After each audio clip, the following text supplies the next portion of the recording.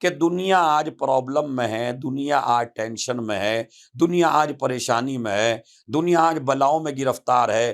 ایسے ماحول میں اور خصوصاً اقتصاد ہر آدمی کا ڈاؤن ہوتا چلا جا رہا ہے، یہ باتیں اس کی سمجھ میں نہیں آتی جس کی سیلری 1 لاکھ اسے مل رہی ہو ہمیشہ، لیکن اگر تھوڑی دیر کے لیے نوکری چھٹ جائے اور فقیری دستک دے دے آپ کے گھر پر، تو آپ پھر پوچھتے پھرتے ہیں علماء سے، ہمیں یہ بتا دیجئے، ہمیں یہ بتا دیجئے، ہمیں یہ بتا دیجئے۔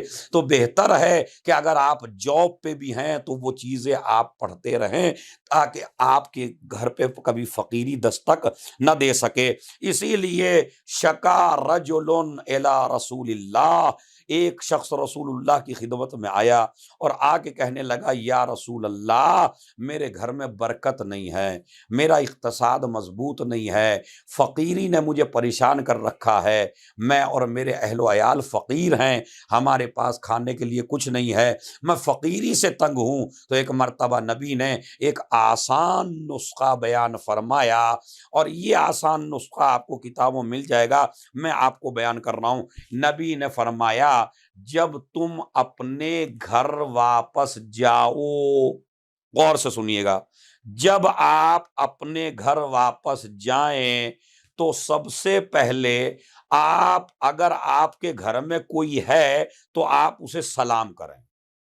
اب بیوی ہو بیوی کو سلام کریں، بچے ہو بچوں کو سلام کریں، چھوٹے ہوں چھوٹوں کو سلام کریں، بڑے ہوں بڑوں کو سلام کریں۔ یہ آج ہمارے درمیان سے اٹھتا جا رہا ہے۔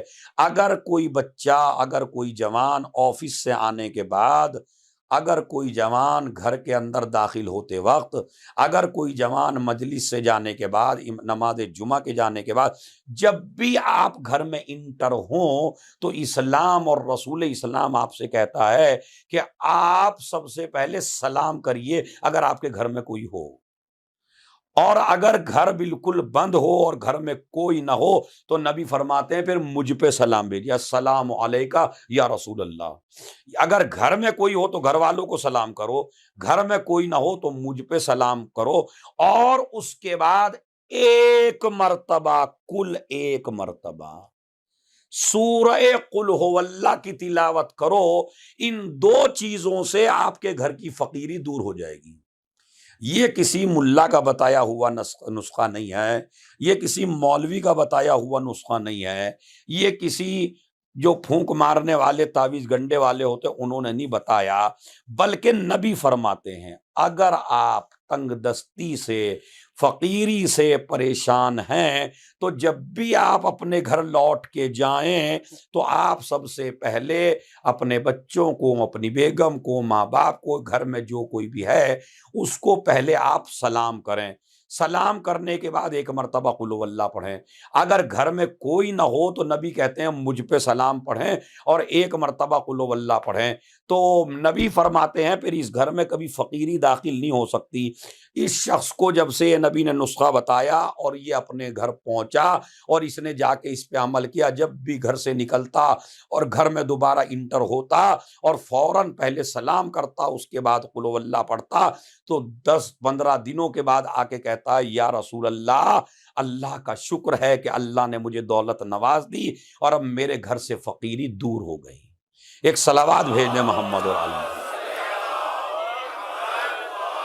میرے گھر سے فقیری دور ہو گئی۔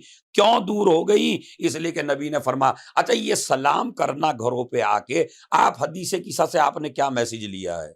ہم حدیث قصہ پڑھتے ضرور ہیں لیکن حدیث قصہ پہ غور نہیں کرتے، حدیث قصہ پہ فکر نہیں کرتے، حدیث قصہ کا توجہ سے مطالعہ نہیں کرتے۔ اس میں کیا ہے؟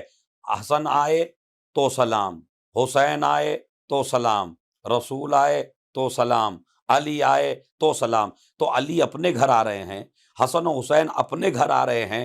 اس کا مطلب یہ ہے، ہماری تہذیب جہاں سے شروع ہوتی ہے وہ یہ کہ جب آپ کسی مومن کے گھر جائیے تو سلام کریے۔